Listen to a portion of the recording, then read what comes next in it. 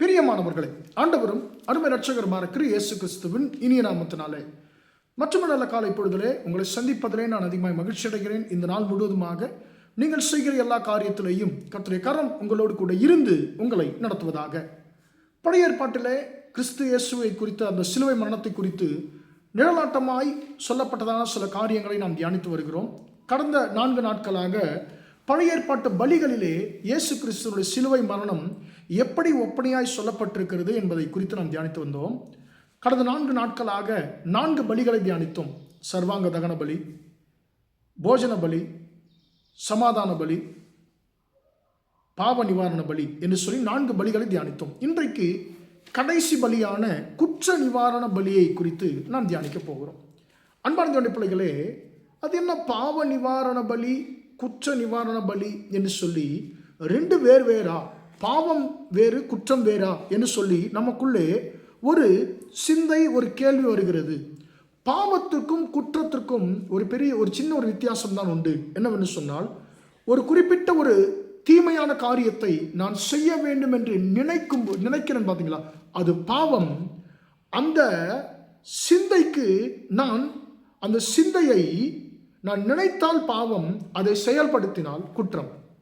இந்த உலகம் பாவம் செய்கிறவர்களை தண்டிப்பதில்லை, குற்றம் செய்கிறவர்களை தண்டிக்கிறது. ஒரு மனுஷன் ஏதாவது களவெடுத்து விட்டான்னு சொன்னால் இவன் பாவம் செய்தான் சொல்லி தண்டிக்காது, இவன் குற்றம் செய்தான் என்று சொல்லி தான் தண்டிக்கும்.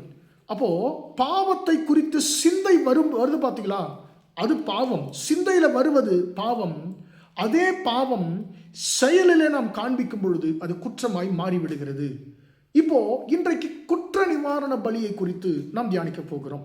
இந்த குற்ற நிவாரண பலியை குறித்து லேவியராகமத்தின் புஸ்தகம் 5ஆம் அதிகாரம் 15ஆம் வசனத்திலிருந்தும் 6ஆம் அதிகாரம் முழுவதுமாகவும் நாம் இந்த குற்ற நிவாரண பலியை குறித்து நாம் வாசிக்க முடியும். அன்பார்ந்த பிள்ளைகளே, இந்த குற்ற நிவாரண பலி எதற்காக செலுத்தப்படுவது என்று சொல்லி பார்க்கும் பொழுது, ஒருவன் ஒரு குற்றத்தை செய்யும் பொழுது அந்த குற்றம் கர்த்தராலே மன்னிக்கப்படும்படிக்கு செலுத்தப்படுகிறதான ஒரு பலிதான் குற்ற நிவாரண பலி.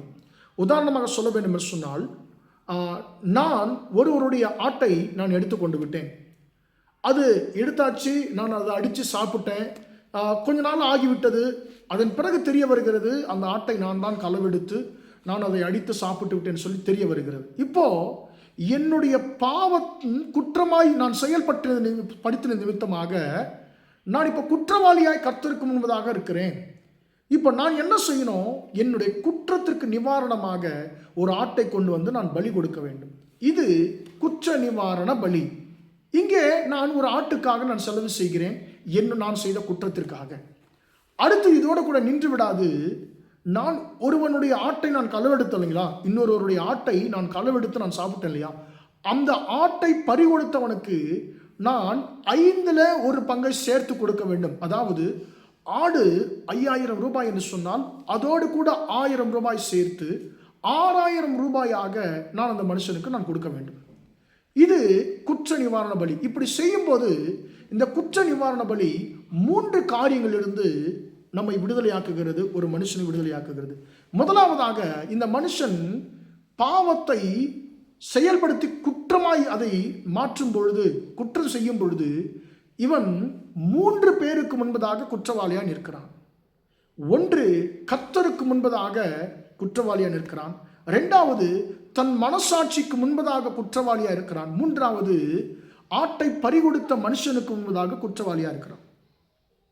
இந்த 3லிருந்தும் இவன் விடுதலையாக்கப்பட வேண்டும் என்று சொன்னால் இவன் குற்ற நிவாரண பலியாக ஒரு ஆட்டை செலுத்த வேண்டும்.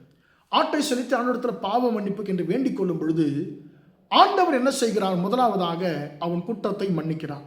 இப்போ கர்த்தருக்கு முன்னதாக நான் குற்றமற்றவன் என்று சொல்லி இந்த பலி என் குற்றத்தை மன்னித்து விட்டது.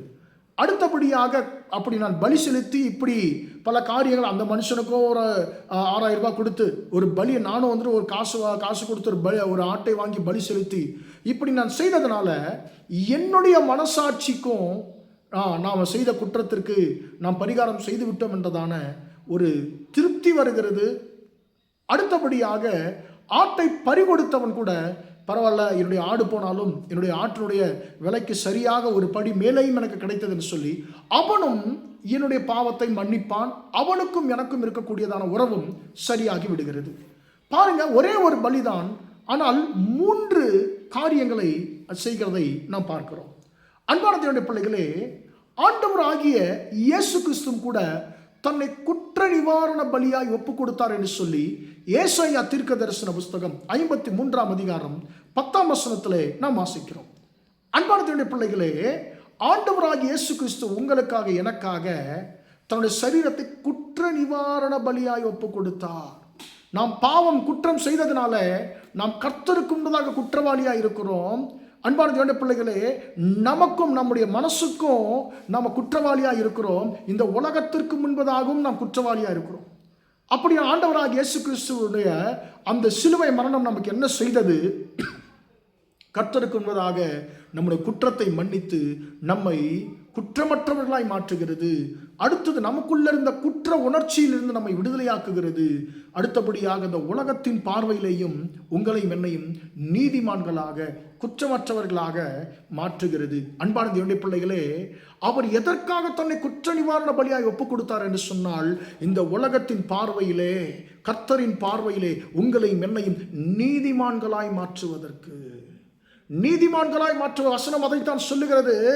அன்றியும் ஒரே ஒரு மனுஷனுடைய கிரியையினால் அநேகர் பாவிகள் ஆக்கப்பட்டிருக்க, 2ஆம் ஆதாமாகிய ஆண்டவராகிய இயேசு கிறிஸ்துவினுடைய மரணத்தினாலே அநேகர் நீதிமான்களாக்கப்பட்டார்கள் என்று சொல்லி வார்த்தை சொல்லுகிறார். ஏன், எதற்காக ஆண்டவராகிய இயேசு கிறிஸ்து தன்னை குற்ற நிவாரண பலியாய் ஒப்பு கொடுத்தார் என்று சொன்னால், உன்னையும் என்னையும் நீதிமான்களாய் மாற்றுவதற்காக. குற்றவாளிகள் என்றதான அந்த பட்டத்தை மாற்றி, அந்த சூழ்நிலையை மாற்றி உங்களை மன்னையும் நீதிமான்களாய் மாற்றுவதற்காகத்தான் ஆண்டவராகிய இயேசு கிறிஸ்து தன்னையே குற்ற நிவாரண பலியாய் ஒப்பு கொடுத்தார். அன்பான தேவனுடைய பிள்ளைகளே, இனி கர்த்தர் நம்மை நீதிமான்கள் ஆக்கினார். கர்த்தர் தெரிந்து கொண்ட ஒரு மனுஷனை குற்றப்படுத்துகிறவன் யார் என்று வேதம் சொல்லுகிறது. கர்த்தரே அவனை நீதிமானாக்கி இருக்கிறார். அன்பான தேவனுடைய பிள்ளைகளே, அவர் சிலுவை மரணத்தின் மூலமாக நீங்களும் நானும் குற்றத்திலிருந்து விடுதலையாக்கப்பட்டு நாம் நீதிமான்களாய் மாற்றப்பட்டிருக்கிறோம். காரணம் என்ன தெரியுமா? நமக்காக அவர் குற்ற நிவாரண பலியாய் தன்னை ஒப்பு கொடுத்தார். ஆண்டவரே, என்னை நீதிமானாக்கும்படியாய் ஆண்டவரே உமையே பலியாய் கொடுத்த இயேசுவே உமக்கு நன்றி ஆண்டவரே என்று சொல்லுவோம். ஜெபிப்போம். இரக்கமுள்ள தகப்பனே, உம்மை நன்றியோடு துதிக்கிறோம், ஸ்தோத்திரிக்கிறோம் ஐயா. இம்மட்டுமாக அந்த வார்த்தைகளை கேட்ட உம்முடைய பிள்ளைகளை கர்த்தர் ஆசீர்வதிங்க ஆண்டவரே. அப்பா, நீர் கல்வாரி சிலுவையிலே குற்ற நிவாரண பலியாய் ஆண்டவர் உண்மையே எங்களுக்காய் ஒப்பு கொடுத்தீர் என்று சொல்லி எங்களோடு பேசி நம்முடைய கிருபைக்காய் ஸ்தோத்திரம் தகப்பனே. ஆண்டவர் எங்களை நீதிமான்களாக்கும்படிக்கு ஆண்டவர் நீர் உண்மையே குற்ற நிவாரண பலியாய் ஒப்பு கொடுத்தீரே. ஆண்டவரே, உம்முடைய சிலுவை மரணத்தினாலே எங்களை நீதிமான்களாக்கி நீரே, உமக்கு ஸ்தோத்திரம் ஆண்டவரே. அப்பா ஸ்தோத்திரம். யாரெல்லாம் ஆண்டவரை குற்ற உணர்ச்சியில் இருக்கிறார்களோ ஆண்டவரே, அவர்களெல்லாம் ஆண்டவரை இடத்துல வந்து ஆண்டவர் நீர் கொடுக்கிறதான நீதி ஆண்டவரே பா ஸ்தோத்திரம், நீதியுள்ள வாழ்க்கை ஆண்டவர் பாவ மன்னிப்பை பெற்றுக்கொள்ள கர்த்தர் உதவி செய்கிறார்கள். கல்வாரி சிலுவை ஆண்டவரே உம்முடைய மரணத்தின் மூலமாய் ஆண்டவரே உண்டான ஆசீர்வாதங்கள் இந்த வார்த்தைகளை கேட்கிற ஒவ்வொருவருக்கும் உண்டாகட்டும் என்று சொல்லி இயேசுவின் நாமத்தில் ஒப்பு கொடுத்து ஜெபிக்கிறேன் ஜீவனுள்ள நல்ல பிதாவே. ஆமேன், ஆமேன். பிரியமானவர்களே, கர்த்தர் உங்களை ஆசீர்வதிப்பாராக. Praise the Lord.